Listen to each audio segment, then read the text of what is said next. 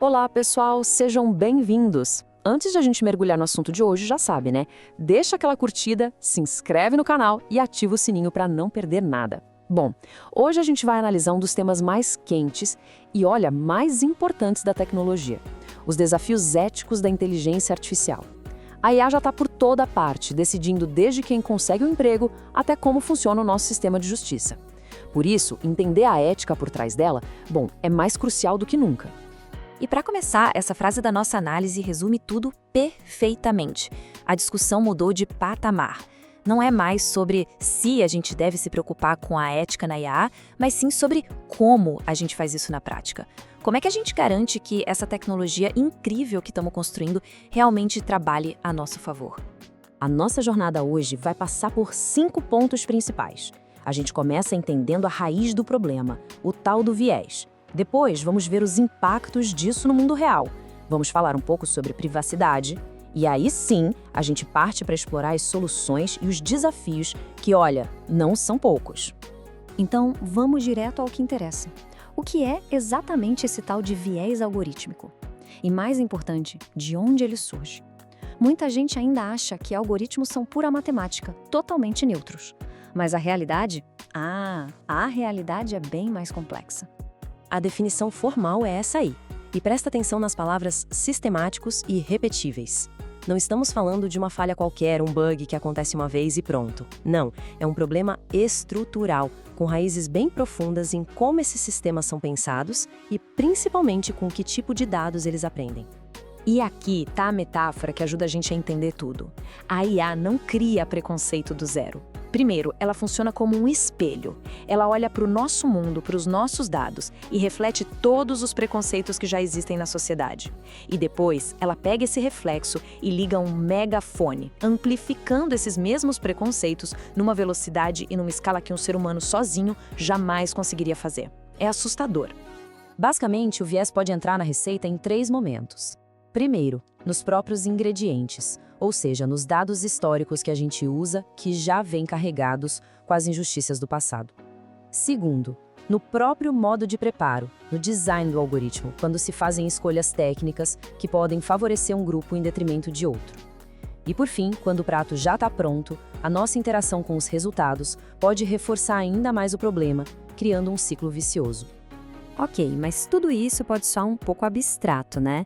Viés, algoritmo. Qual é o impacto disso na vida das pessoas? Porque é isso que realmente importa. E as consequências, como a gente vai ver, podem ser bem sérias. Olha só esse caso famoso da Amazon. Eles tentaram criar uma IA para ajudar a contratar gente e, para isso, alimentaram um sistema com currículos dos últimos 10 anos. Acontece que, nesse período, a maioria das contratações tinha sido de homens. O resultado? A IA aprendeu que ser homem era um indicador de sucesso e começou a penalizar currículos que tinham a palavra feminino ou que eram de universidades só para mulheres. Ou seja, a automação acabou tornando o preconceito mais eficiente. Agora, um caso ainda mais pesado, o do Sistema de Justiça Criminal dos Estados Unidos. O algoritmo Compass era usado para prever a chance de um réu cometer um novo crime. O problema é que ele não errava de forma igual para todo mundo. Réus negros tinham quase o dobro de chance de serem rotulados erradamente como de alto risco. Já os réus brancos, quando o sistema errava, era mais provável que fosse para o outro lado, classificando-os como de baixo risco quando na verdade não eram. O peso do erro do algoritmo não era distribuído de forma justa. Antes de continuar com o vídeo, preciso falar da Hostinger, que oferece hospedagem de sites rápida, segura e fácil de usar, perfeita para quem está começando ou para quem já tem experiência. Com a Hostinger, você tem tudo o que precisa para colocar seu site no ar, desde domínio grátis por 1 ano, até suporte 24/7 em português. E o melhor de tudo, você pode aproveitar um desconto especial de 20% usando o link aqui na descrição ou escaneando o QR Code que está aparecendo na tela. Não perca essa oportunidade de ter a melhor hospedagem com um super desconto. E além do viés, tem outro gigante na sala: a privacidade. Para funcionar, a IA precisa de uma quantidade absurda de dados. E essa fome por dados nos força a repensar completamente o que significa ter privacidade hoje em dia. Muita gente pensa, mas é só tirar o nome, o CPF e pronto, os dados ficam anônimos e seguros. Parece lógico, né? Só que a realidade, infelizmente, é bem mais complicada que isso. Existe um processo chamado reidentificação. É basicamente a arte de pegar dados que parecem anônimos e, agindo como um detetive, cruzar com outras informações disponíveis por aí para descobrir de quem eles são. E o mais incrível é que isso funciona muito bem. E a reidentificação funciona por causa dos quasi-identificadores. Pensa só em 3 informações simples: CEP, gênero e data de nascimento. Sozinhas, elas não dizem muito.